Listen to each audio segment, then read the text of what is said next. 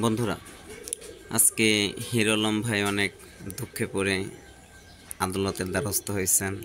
সে তার ওয়াইফ হারাই গেছে আরেকজনের সাথে। তো বন্ধুরা, আমার মুখে না শুনে চলুন উকিল সাহেবের মুখ থেকে শুনি।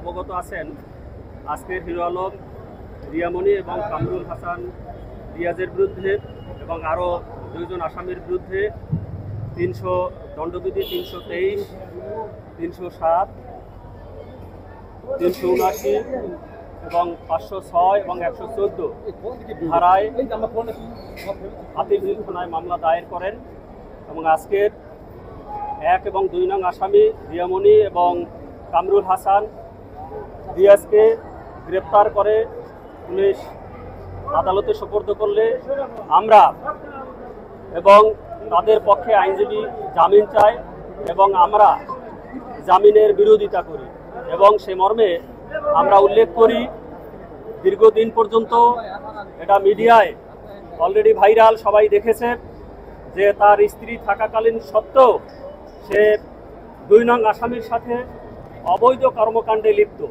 এবং যখন আজকের মামলার এজাহারকারী হিরো আলম যখন জানতে পারে তার স্ত্রীর সাথে রিয়াজের সাথে অবৈধ সম্পর্ক আছে, তখন সে বাধা দেয় এবং যখন বাধায় না থামাতে পারে তখন তাকে হত্যার উদ্দেশ্যে বিভিন্নভাবে পরিকল্পনা শুরু করে এবং তারই অংশ হিসাবে তার বাসায় এসে এবং এই কুকর্মে লিপ্ত হয় এবং হিরো আলম সাহেবের কাছে সেই কুকর্ম ধরা পড়ে।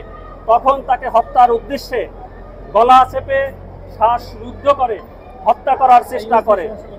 সৌভাগ্যবশত প্রতিবেশী যারা আছে তারা এসে এই হত্যাকারীদের হাত থেকে হিরো আলমকে রক্ষা করে।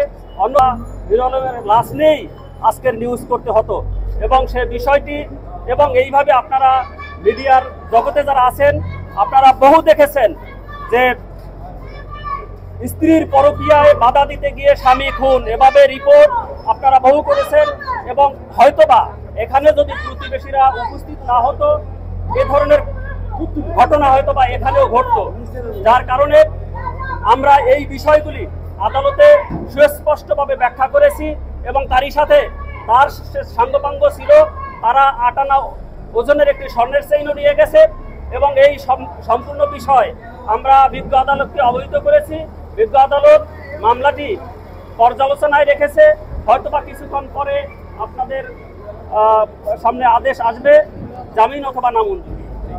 আশা করি বিজ্ঞ আদালত যদি ন্যায় বিচার আমরা পাই, জামিন নামঞ্জুর হবে এবং আসামি কারাগারে যাবে ইনশাল্লাহ।